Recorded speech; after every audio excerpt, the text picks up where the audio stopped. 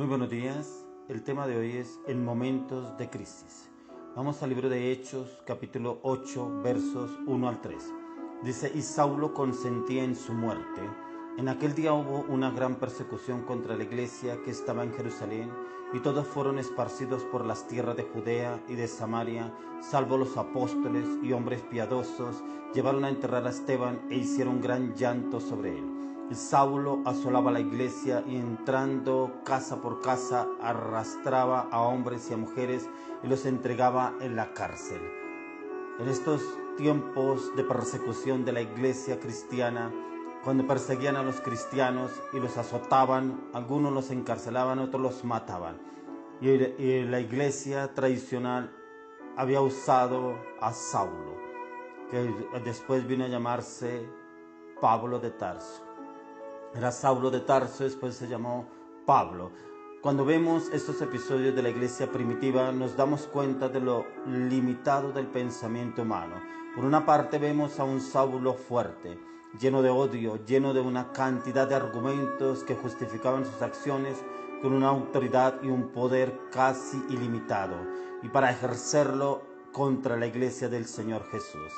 Estoy convencido de que Pablo en ese momento de su vida acabaría con los que se llamaban cristianos, porque era tanto el odio que él sentía hacia los cristianos que él aún conseguía cartas de sus autoridades para poderlos arrastrar, apedrear, meterlos en la cárcel, inclusive matarlos.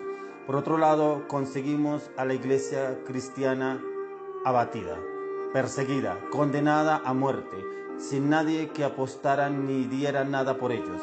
Si analizamos la conducta humana ante un peligro inminente, podemos entender que nuestros hermanos se sentían angustiados, perdidos, viendo esa fuerza jurídica y militar de Saulo en contra de ellos. Se sintieron atrapados bajo las garras del mal. Es por eso, hermanos, que hoy quiero hablarles sobre el tema de la crisis. La crisis en la cual estamos viviendo hoy en día a nivel nacional, a nivel mundial, la crisis económica, la crisis que estamos viendo del hambre. Personas que no tienen que comer a raíz de esta pandemia ha llevado a personas a una crisis económica en las cuales han tenido que apartarse y alejarse de sus hogares e ir inclusive a casas o familiares para poderse compartir un alimento. Esas situaciones en las que nos sentimos que ya no hay nada que hacer, nos sentimos agobiados, solo vemos angustia, desesperación y desolación. Estas crisis tienen varios actores y tenemos el peligro representado en Saulo, que se puede ver como el cristiano que está atemorizado al iniciar su relación con Dios. Tenemos los que en medio de la crisis ven la oportunidad de servir, de transformar esa adversidad en un propósito, en un cambio, en una transformación. Estos son los piadosos. Y finalmente tenemos a la iglesia sólida, firme, madura, que está representada en este capítulo por los apóstoles. Cada uno vivía la misma crisis, pero cada quien reaccionaba distinto, pues lo ven de acuerdo a la perspectiva de su condición, de cómo estaban ellos obrando, que ellos no estaban obrando acorde a la crisis, sino acorde al propósito y al llamado. La crisis no se mide por la gravedad de lo que está sucediendo, sino por la mentalidad con que se asume lo que se está viviendo. Lo que quiere decir que usted puede ver en una crisis una situación muy grave y para otro es sencillamente natural, porque ha pasado por eso y ha aprendido a manejar la situación. ¿Por qué los apóstoles no fueron espantados? ¿Por qué no salieron corriendo? ¿Por qué no huyeron? ¿No eran perseguidos? Claro, ellos sí eran perseguidos. Tras su relación personal con Jesús, sabían en quién confiaban. Lo habían visto resucitar, glorificado, vencer la muerte, subir al cielo. Por lo tanto, ellos sabían en quién habían creído, en manos de quién estaban sus vidas. Esa es la actitud para asumir una crisis. Los que confían en Jehová son como el monte de Sión, que no se mueve, sino que permanece para siempre.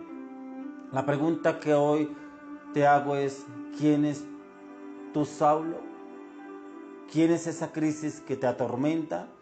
Quizás una situación familiar, quizás un diagnóstico clínico, quizás una enfermedad, una situación social, una situación económica. ¿A quién le vas a creer? ¿Qué voz vas a oír? Vas a oír al alto y sublime que venció la muerte y te dice: ven a mí, yo te mostraré cosas grandes y ocultas que tú no conoces. Es a Él que debemos oír, es a Él al que debemos ir. Las crisis suceden con un propósito. Cuando llegamos a la crisis, llegamos con una mentalidad. Por siempre salimos, pero siempre salimos con otra, comprendiendo que hay situaciones en las que hemos puesto mucho empeño, mucho esfuerzo, que no vale la pena. También comprendemos que hay cosas valiosísimas para el Señor, al que no le hemos dado el lugar adecuado.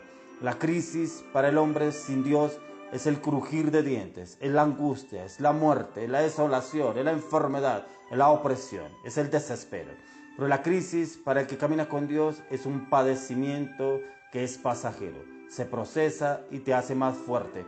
El ser humano, cuando está de la mano de Dios y pasa por una crisis, se inclina, se humilla, su espíritu se abate delante de Dios, clama a nuestro Padre y no se escucha más a un hombre angustiado, desesperado. Se oye la voz de un hijo y Dios acude en su socorro.